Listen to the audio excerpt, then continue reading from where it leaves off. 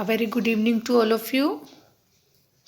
बच्चों, home science में आज हम सामान्य घरेलू दुर्घटनाएं और इनसे बचाव के बारे में पढ़ेंगे।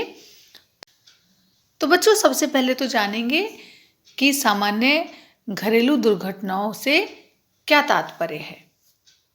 बच्चों, किसी व्यक्ति के साथ घर में यदाकदा किसी विशेष कारण या थोड़ी सी लापरवाही के कारण घटित हो जाने वाली घटनाओं को घरेलू दुर्घटनाएं कहते हैं।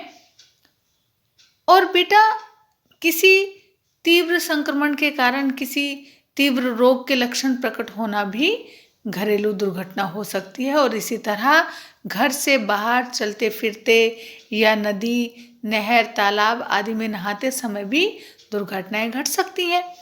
और इस तरह की दुर्घटनाएं घर परिवार के साथ कभी भी या कहीं भी घटित हो सकती हैं।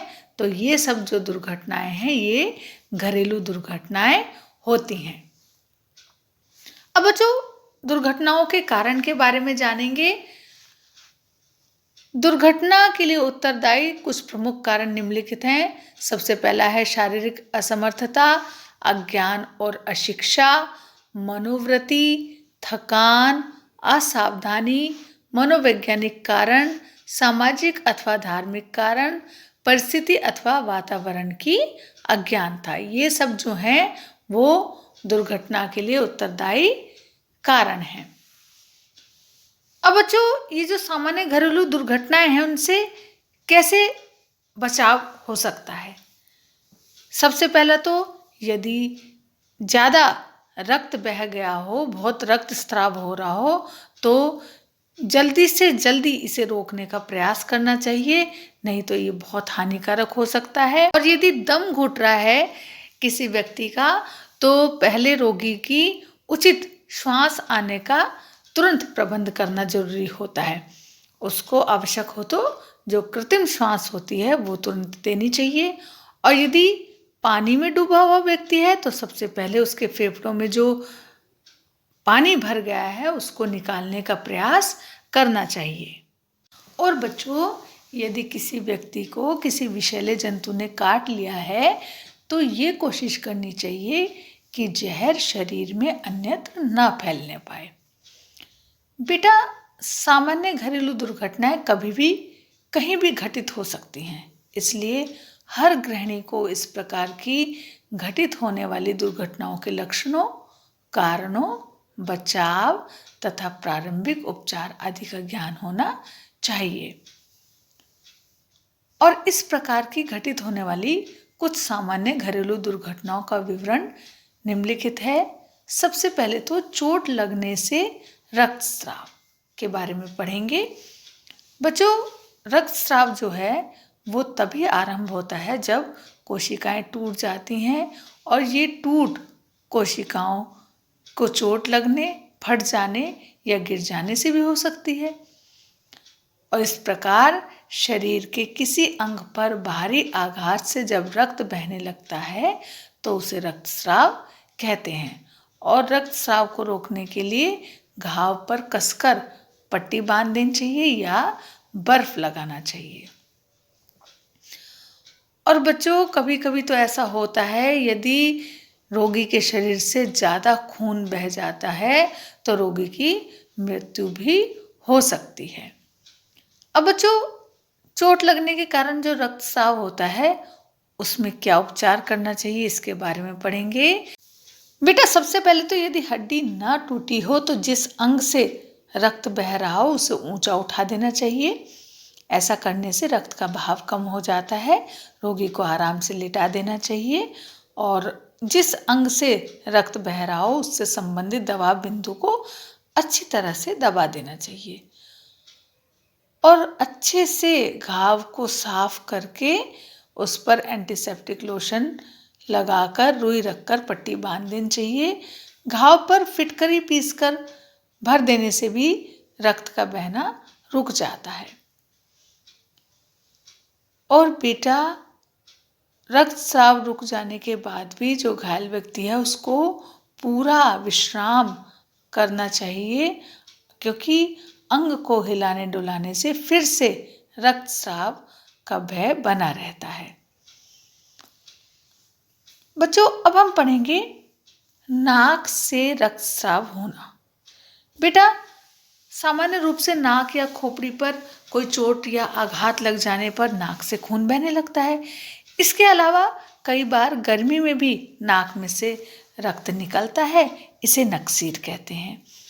और नाक से बहने वाले रक्त को रोकना भी बहुत ज़रूरी होता है। इसके लिए हमें क्या उपचार और सावधानियां बरतनी चाहिए? सबसे पहले तो नाक से रक्त बहने वाले व्यक्ति को या तो आराम कुर्सी पर बैठा देना चाहिए या फिर चारपाई पर लिटा देना चाहिए। रोगी को मुंह से सांस लेनी चाहिए और रोगी का जो सिर है वो कुछ पीछे की ओर लटका हुआ रखना चाहिए। बर्फ की थैली से रोगी की नाक, चेहरे और गर्दन पर धीरे धीरे ठंडी सिकाई करनी चाहिए या फिर रोगी को थोड़ी बर्फ चूसने के लिए भी दे देनी चाहिए, जिससे उसका गला ना सूखे। और यदि इन सब साधारण उपचार से रक्तस्राव बंद ना हो तो रोगी की नाक को अंगूठे और उंगली द्वारा कुछ समय के लिए दबाकर रखना चाहिए। और इसके बावजूद भी अगर रक्त बहना ना रुके तो रुई या गाज की पट्टी भरकर नाक को बंद कर देना चाहिए। और इससे प्रभावित व्यक्ति को कोई भी गर्म पदार्थ या दूसरा पेय पदार्थ नहीं देना चाहिए। रोगी के पैर गर्म पानी में रखने चाहिए। अब बच्चों पढ़ेंगे जलना या झुलसना। घरों में व्यक्ति के साथ जलने की दुर्घटनाएं प्राय हो जाती हैं। सूखी गर्मी जैसे आग की लपट से किसी धातु के गर्म टुकड़े से, अम्ल क्षार अथवा बिजली की धारा से पीड़ित होने को जलना कहते हैं। और बच्चा, जो जलन होती है वो 3 प्रकार की होती है: साधारण जलन, विशेष जलन और विषम जलन।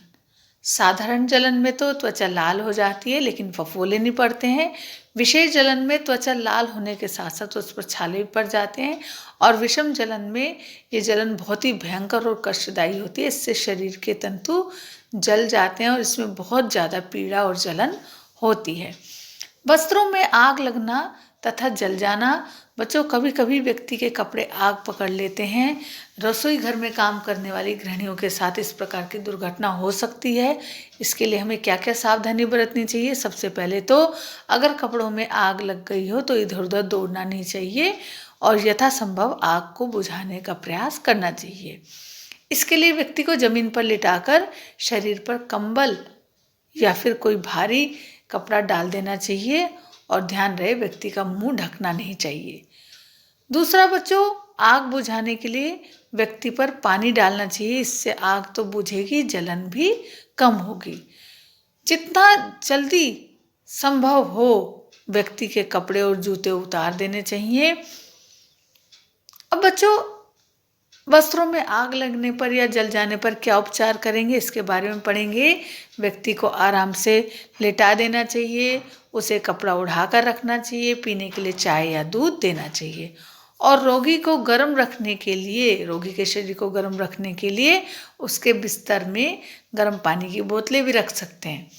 और बच्चों, यदि जलने के बाद शरीर पर फफोले या छाले पड़ गए हैं तो उन्हें फोड़ना नहीं चाहिए, क्योंकि इन फफोलों को फोड़ देने से बहुत ज़्यादा पीड़ा होती है और जो निचली त्वचा है उसमें भी घाव हो जाते हैं। कभी कभी बच्चों, जलने के बाद जो पहने हुए कपड़े होते हैं वो शरीर से चिपक जाते हैं। इन चिपके हुए कपड़ों को बहुत ही सावधानी पूर्वक छुड़ाना चाहिए और ऐसे स्थान पर जैतून या नारियल का तेल भी लगाना चाहिए। बच्चों, जले हुए व्यक्ति के प्रति कभी भी लापरवाही नहीं दिखानी चाहिए। उसे जितनी जल्दी हो सके किसी योग्य चिकित्सक से परामर्श लेना चाहिए। अब बच्चों, पानी में डूबने के बचाव और उपचार के बारे में पढ़ेंगे। बेटा, पानी में डूबने की दुर्घटना नदी, नाले, नहर, तालाब आदि स्थानों पर हो सकती है। कभी कभी व्यक्ति तालाब में नहाते या तैरते समय पानी में डूब जाता है। अब बच्चों, यदि किसी व्यक्ति को पानी में डूबते आपने देख लिया तो उसे जितनी जल्दी हो सके निकालने का प्रबंध करना चाहिए। यदि कोई व्यक्ति तैरना जानता है तो उसे तैरकर व्यक्ति को बचाना चाहिए, नहीं तो कोई रस्सी वगैरह फेंककर या बांस पकड़वाकर उसको बचाने का प्रयास करना चाहिए। पानी से निकालने के बाद बच्चों सबसे पहले तो व्यक्ति को नाक व मुंह को साफ करना चाहिए, उसके बाद उसे पेट के बल लेटा देना चाहिए, है ना। और पानी निकालने के लिए उसके ऊपर दबाव डालना चाहिए। यदि व्यक्ति को सांस लेने में परेशानी हो रही है तो उसे कृत्रिम सांस भी दिलवाना चाहिए। डूबे हुए व्यक्ति के जो गीले कपड़े हैं उनको उतार देना चाहिए और कंबल आदि से उसके शरीर को गर्म रखना चाहिए। और बच्चों उसे गर्म पेय पदार्थ पीने के लिए देने चाहिए तथा चिकित्सक से परामर्श भी लेना चाहिए। अब बच्चों मूर्छा। बेटा किसी कारण श्वसन संस्थान में रुकावट होने पर या स्नायु संस्थान में गड़बड़ी होने पर मस्तिष्क कार्य करना बंद कर देता है।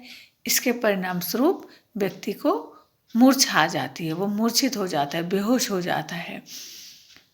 और बच्चों मूर्छा आते ही व्यक्ति का चेहरा एकदम पीला हो जाता है, चेहरे पर और शरीर पर ठंडा पसीना आने लगता है, श्वास गति घट जाती है, हाथ पांव शिथिल हो जाते हैं, रोगी को चारों ओर अस्पष्ट और धुंधला सा दिखाई देने लगता है, रोगी को चक्कर भी आने लगते हैं और वो एकाएक गिर जाता है। अब बच्चों यदि किसी व्यक्ति को मूर्छा आ जाए तो क्या उपचार करेंगे? सबसे पहले तो मूर्छा आने वाले व्यक्ति को आराम की अवस्था में लिटा देना चाहिए और उसे इस तरह लिटाना चाहिए कि उसके पैर सिर से ऊंचे रहें, जिससे कि सिर व मस्तिष्क में रक्त का संचार होने लगे। और रक्त का सामान्य संचार होते ही मूर्छा दूर हो जाती है। मूर्छित व्यक्ति को खुली हवा में रखना चाहिए, उसके आसपास भीड़ नहीं एकत्र होने देनी चाहिए। और कभी कभी मूर्छित व्यक्ति का शरीर तापमान सामान्य से ठंडा होने लगता है, उसको तुरंत रोकने का प्रयास करना चाहिए। मूर्छित व्यक्ति को होश में लाने के लिए स्मेलिंग साल्ट भी सुंघाया जाता है।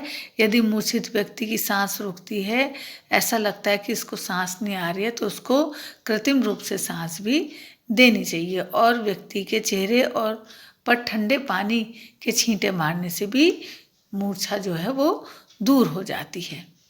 बेटा इससे आगे हम नेक्स्ट क्लास में कंटिन्यू करेंगे। आप सभी बच्चे होमवर्क नोट करेंगे। बच्चों होमवर्क से आपको अति लघु उत्तरीय प्रश्न सभी अपनी होम साइंस की नोटबुक में करने हैं और ये जो वस्तुनिष्ठ और बहुविकल्पीय प्रश्न हैं इनको आपको अपनी बुक में ही फिल करना है। तो चलिए बच्चों फिर मिलेंगे नेक्स्ट क्लास में, तब तक के लिए take care and bye bye.